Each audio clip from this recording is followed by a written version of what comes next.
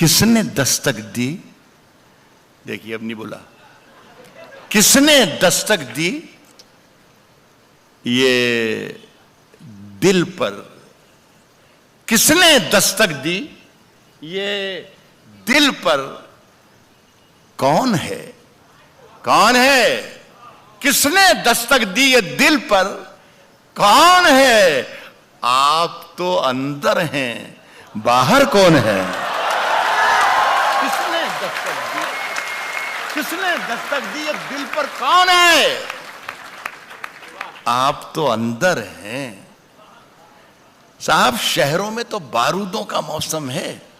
شہروں میں تو بارودوں کا موسم ہے. شہروں میں تو بارودوں کا موسم ہے. شہروں میں تو بارودوں کا موسم ہے. گاؤں چلو یہ امرودوں کا موسم ہے. شہروں میں تو بارودوں کا موسم ہے. میں صاحب بھوپال والوں مجھے بہت اچھا لگا. یہاں میں بزرگوں کو شامل نہیں کروں گا, یہاں صرف نوجوانوں کو ہی شامل کروں گا کہ مجھے بہت اچھا لگا کہ آپ لوگ امرود کا مطلب سمجھتے ہیں. شہروں میں تو بارودوں کا موسم ہے. گاؤں چلو یہ امرودوں کا گاؤں چلو یہ امرودوں کا موسم ہے. یہ شعر صرف نوجوانوں کے لیے, اس لیے کہ بہت اچھا آپ نے رسپانس دیا دونوں شعروں پر. بزرگ اس کو سن سکتے ہیں لیکن اس پر عمل نہ کریں. نوجوانے کے لیے چھٹی ہے, کھلم کھلا کہ آپ آج سے شروع کر سکتے ہیں. سنیں کہ راز جو کچھ ہو, راز جو کچھ ہو اشاروں میں بتا بھی دینا. سنیں صاحب ککریجا صاحب, بہت مشکل ہوگا فیصلہ کرنا کہ راحت کو بلایا کیوں تھا. راز جو کچھ ہو اشاروں میں بتا بھی دینا. بتا بھی دینا. راز جو کچھ ہو اشاروں میں بتا بھی دینا. ہاتھ جب اس سے ملانا تو دبا بھی دینا. راز جو کچھ ہو اشاروں میں بتا بھی دینا. ہاتھ جب اس سے ملانا تو دبا بھی دینا. صاحب ویسے اس خط میں کوئی بات نہیں ہے, کوئی بات نہیں ہے. بہت جو تعداد جو شاعری میں پڑھ رہا ہوں اس کی تعداد یہاں زیادہ ہے. میں آپ کو یہ بتا دوں کہ اب میری عمر کوئی 70 برس کے لگ بھگ ہونے والی ہے, لیکن کسی وقت میں 20 برس کا بھی تھا. تو میں وہ تجربات آپ کو دے کے جانا چاہتا ہوں کہ جو آپ کے کام آئیں. کہہ رہا ہوں کہ ہاتھ جب اس سے ملانا تو دبا بھی دینا. اور ویسے اس خط میں کوئی بات نہیں ہے, پھر بھی احتیاطاً اسے پڑھ لو تو جلا بھی دینا ہے. ویسے اس خط میں کوئی بات نہیں ہے. میری سانسوں میں سمایا بھی بہت میری سانسوں میں سمایا بھی میری سانسوں میں سمایا بھی بہت لگتا ہے. اور وہی شخص پرایا بھی بہت لگتا ہے. میری سانسوں میں سمایا بھی بہت لگتا ہے. میری سانسوں میں سمایا بھی بہت لگتا ہے. اور وہی شخص پرایا بھی بہت لگتا ہے. اور اس سے منوج ککریجا صاحب یہ شعر میں آپ کی نظر کرتا ہوں. میری سانسوں میں سمایا بھی بہت لگتا ہے اور وہی شخص پرایا بھی بہت لگتا ہے. اور اس سے ملنے کی تمنا بھی بہت ہے, لیکن آنے جانے میں کرایہ بھی بہت ہے. اس سے ملنے کی تمنا بھی بہت ہے. اس سے ملنے کی تمنا بھی بہت ہے. ایک بات عرض کر دوں بھوپال کے بہت اچھے لوگوں, اور آج یہ حالانکہ یہ میرے پروفیشن کے لیے نقصان دہ بھی ہے, لیکن چونکہ آپ بہت ایماندار اور شریف لوگ ہیں تو میں آپ کو بتا دوں تو کوئی برائی نہیں ہے. اور وہ بات یہ ہے کہ میں نے آپ کو ابھی تک ایک بھی شعر نہیں سنایا.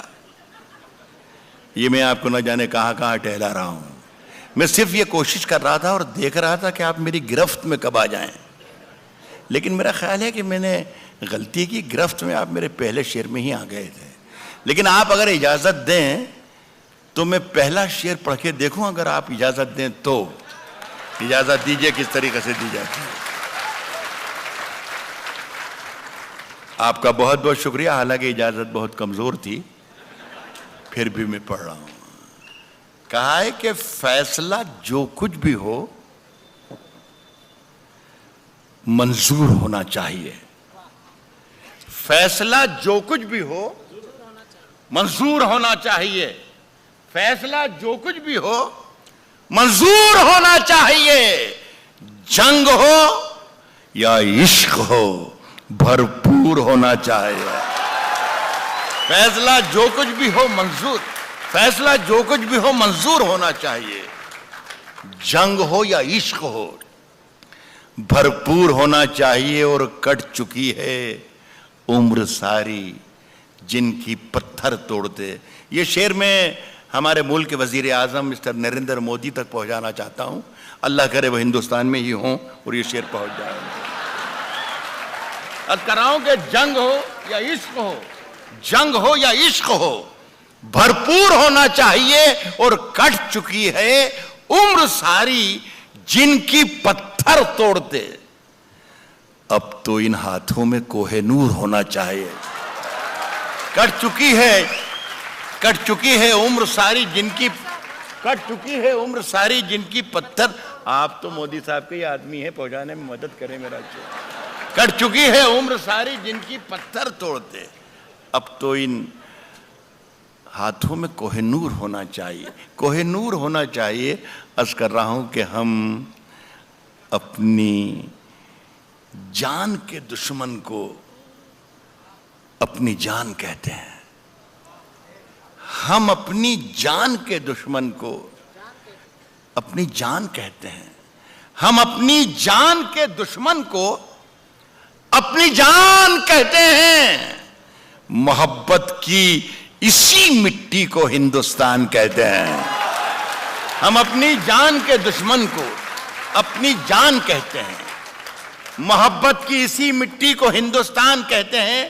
دیکھیں یہاں سے اب میں کچھ شاعری کے جو ٹریک چینج کر رہا ہوں اس میں میری ذمہ داری تھوڑی کم ہوگی اور آپ کی ذمہ داری زیادہ ہوگی.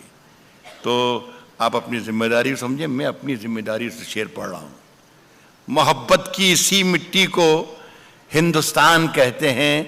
جو یہ دیوار کا سوراخ ہے سازش کا حصہ ہے. محبت کی اسی مٹی کو ہندوستان کہتے ہیں. جو یہ دیوار کا سوراخ ہے سازش کا حصہ ہے. مگر ہم اس کو اپنے گھر کا روشن دان کہتے ہیں. جو یہ دیوار کا سوراخ ہے سازش کا حصہ ہے مگر ہم اس کو اپنے گھر کا روشن دان کہتے ہیں. مجھے 10 سیکنڈ دے دیجیے اور اس کے بعد وعدہ کرتا ہوں کہ بولوں گا نہیں. دیکھیے آپ نہیں میں شعر پڑھ رہا ہوں، ابھی میں پڑھ رہا ہوں میری جان. میں یہ عرض کر رہا ہوں کہ جو شعر ہے جیسے آپ نے شروع میں ہاتھ جب اس سے ملانا تو دوا بھی دینا اور آپ نے تالیاں بجا دی، داد دے دی، اس لیے کہ یہ شعر آپ کے سمجھ میں آ گیا. بہت سے شعر ایسے ہوتے ہیں جو آپ کے سمجھ میں نہیں آتے ہیں. تو یہ سمجھ لیں آپ دوستو، یہ گر ہے اردو شاعری کو سمجھنے کا اور سننے کا کہ جو آپ کے سمجھ میں آتا ہے وہ تو یقیناً اچھا ہوتا ہے شعر، لیکن جو نہیں آتا ہے وہ اس سے بھی زیادہ اچھا ہوتا ہے جو آپ کے سمجھ میں آ جاتا ہے. تو اگر ذرا سی بھی کہیں مشکل لگے تو سمجھنا کہ آج راحت اندورے نے کمال کر دیا، بہت بڑی بات کہہ دی. جو یہ دیوار کا سوراخ ہے سازش کا حصہ ہے مگر ہم اس کو اپنے گھر کا روشن دان کہتے ہیں. جو دنیا کو سنائی دے اسے کہتے ہیں خاموشی. جو دنیا کو سنائی دے اسے کہتے ہیں خاموشی. اور جو آنکھوں میں دکھائی دے اسے طوفان کہتے ہیں. جو دنیا کو، بس اسی طریقے سے سنتے رہیے میرا کام چل جائے گا. جو دنیا کو سنائی دے اسے کہتے ہیں خاموشی. جو آنکھوں میں دکھائی دے اسے طوفان کہتے ہیں. اور میرے اندر سے ایک ایک کر کے سب کچھ ہو گیا رخصت. مگر ایک چیز باقی ہے جسے ایمان کہتے ہیں. میرے اندر سے ایک ایک کر کے سب کچھ ہو گیا رخصت، مگر ایک چیز باقی ہے جسے ایمان کہتے ہیں. سنیے صاحب کہ صرف خنجر ہی نہیں، آنکھوں میں پانی چبا کے سنیے گا، صرف خنجر ہی نہیں، آنکھوں میں پانی چاہیے. ایک بار سن کے بتا دیجئے مزہ آ جائے. صرف خنجر ہی نہیں، آنکھوں میں بہت دشمنوں کی اور دوستوں کی اور سرحدوں کی اور ہندوستان کی اور پاکستان کی بہت بات کی، بہت کم لفظوں میں اور بہت کم وقت میں ششی کانت نے بات کی. میں بھی اشاروں میں کہوں، غزل صرف اشاروں کی زبان ہے، اشاروں میں باتیں کرتی ہے، اور آپ لوگ سب اشارے، آپ سے زیادہ ہندوستان میں کون اشارے سمجھ سکتا ہے؟ بھوپال ہے. میرے اندر سے ایک ایک کر کے سب کچھ ہو گیا رخصت، مگر